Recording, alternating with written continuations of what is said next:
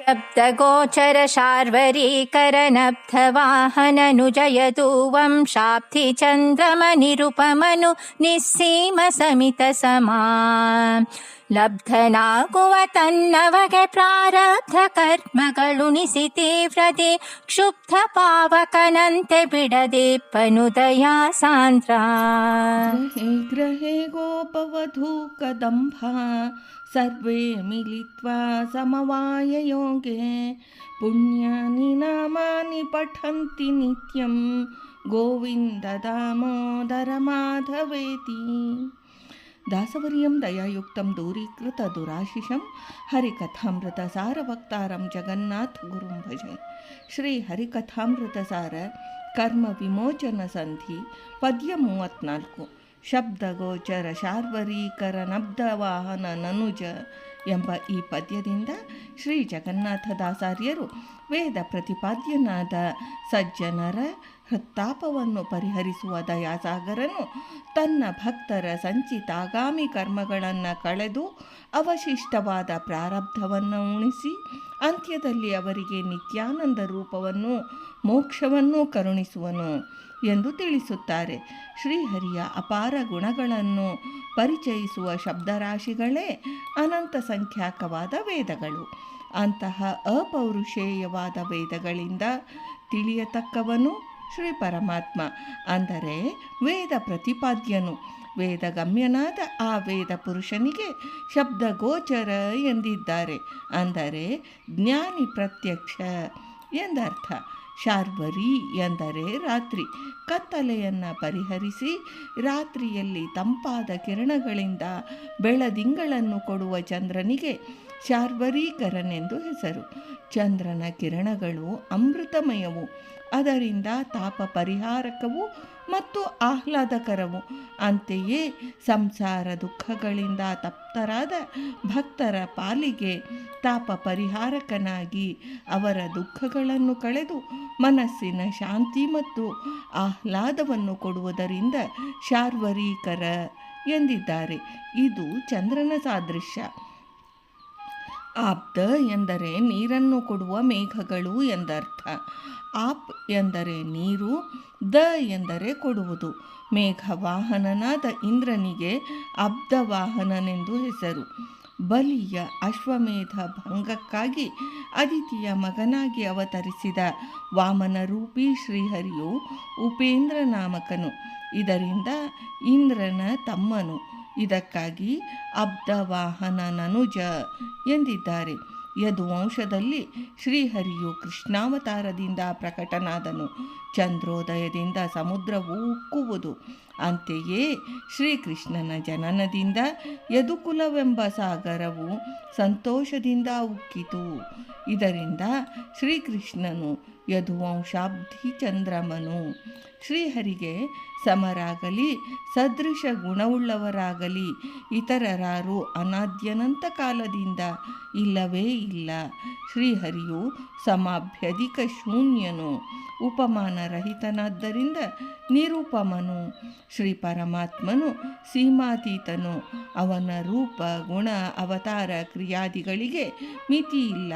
ಸರ್ವ ವಿಧದಲ್ಲಿಯೂ ಪರಿಪೂರ್ಣನು, ಅಜೇಯನು. ಇದರಿಂದ ನಿಸ್ಸೀಮ.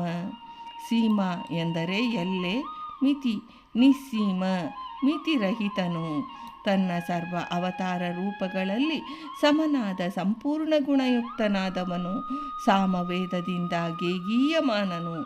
ದೇಶಕಾಲಾದಿಗಳಲ್ಲಿ ಸಮವ್ಯಾಪ್ತರಾದ ಶ್ರೀಲಕ್ಷ್ಮೀದೇವಿಯರಿಂದ ಯಾವಾಗಲೂ ಸಹಿತನಾಗಿರುತ್ತಾನೆ. ಆದ್ದರಿಂದ ಸಮಿತ ಸಮನು. ತನ್ನ ಏಕಾಂತ ಭಕ್ತರಿಗೆ ಲಭ್ಯನು, ಭಕ್ತ ಲಭ್ಯನು. ಅವರಿಗೆ ಅಪರೋಕ್ಷ ರೂಪವಾದ ತನ್ನ ದರ್ಶನ ಭಾಗ್ಯವನ್ನಿತ್ತು ಅವರ ಸಂಚಿತಾಗಾಮಿ ಕರ್ಮಗಳನ್ನು ಕಳೆಯುವನು. ಅಪರೋಕ್ಷ ನಂತರ ಅವಶಿಷ್ಟ ರೂಪವಾದ ಪ್ರಾರಬ್ಧ ಕರ್ಮವನ್ನು ಜೀವರಿಗೆ ಉಣಿಸಿ ಕ್ರಮಕ್ರಮವಾಗಿ ಕರ್ಮಕ್ಷಯಗೈದು ಲಿಂಗಭಂಗ ದ್ವಾರ ಸ್ವರೂಪಗತ ಆನಂದಾವಿರ್ಭಾವ ರೂಪವಾದ ನಿತ್ಯಾನಂದದ ಮುಕ್ತಿಯನ್ನು ಕರುಣಿಸುವನು. ಪಾವಕನೆಂದರೆ ಅಗ್ನಿ. ಕಾಷ್ಟ ಸಂಬಂಧದಿಂದ ಅಗ್ನಿಯು ಪ್ರಜ್ವಲಿಸಿ ಉರಿಯುವುದು. ಇದರಿಂದ ಪ್ರಕ್ಷುಬ್ಧ ಪಾವಕ ಎಂಬ ಶಬ್ದ ಪ್ರಯೋಗ ಮಾಡಿರುತ್ತಾರೆ.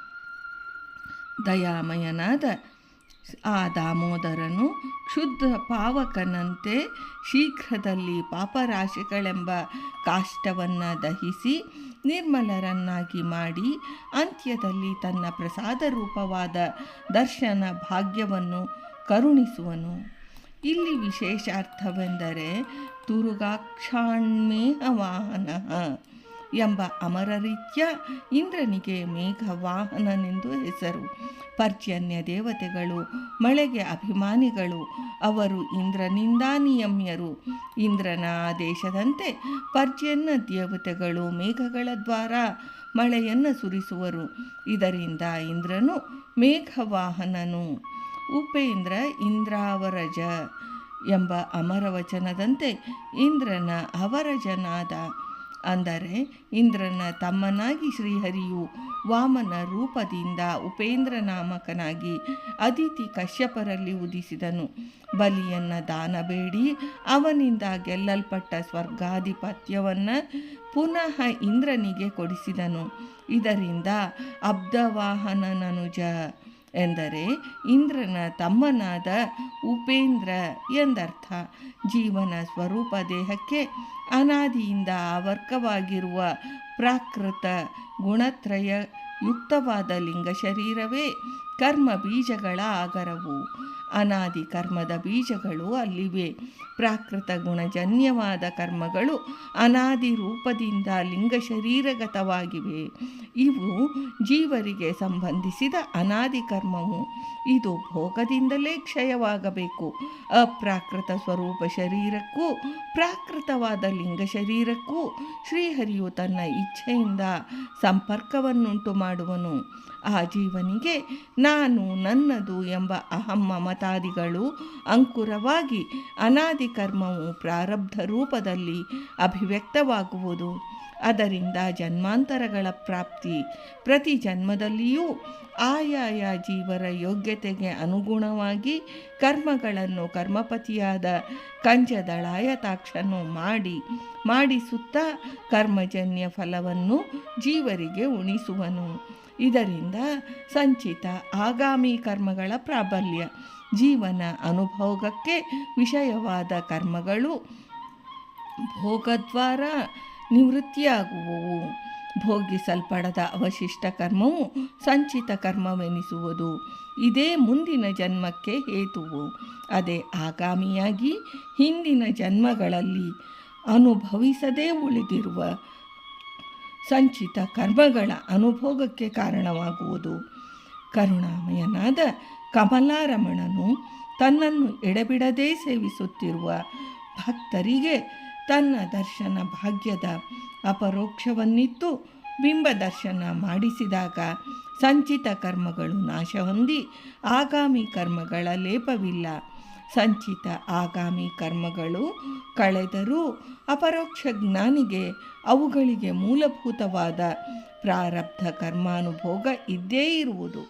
ಅದನ್ನೂ ಸಹ ಶೀಘ್ರವಾಗಿ ತೀವ್ರದಿ ಪರಿಹರಿಸಿ ಕರ್ಮ ವಿಮೋಚನ ದ್ವಾರ ಪ್ರಾರಬ್ಧ ಕರ್ಮ ನಾಶವಾಗುವುದು ಎಂದು ಶ್ರೀ ಜಗನ್ನಾಥದಾಸರು ಈ ಪದ್ಯದಲ್ಲಿ ತಿಳಿಸಿದ್ದಾರೆ. ಭಾರತೀ ರಮಣ ಮುಖ್ಯ ಪ್ರಾಣಾಂತರ್ಗತ ವೃಂದಾವನ ವಿಹಾರಿ ಶ್ರೀಕೃಷ್ಣಾರ್ಪಣಮಸ್ತು.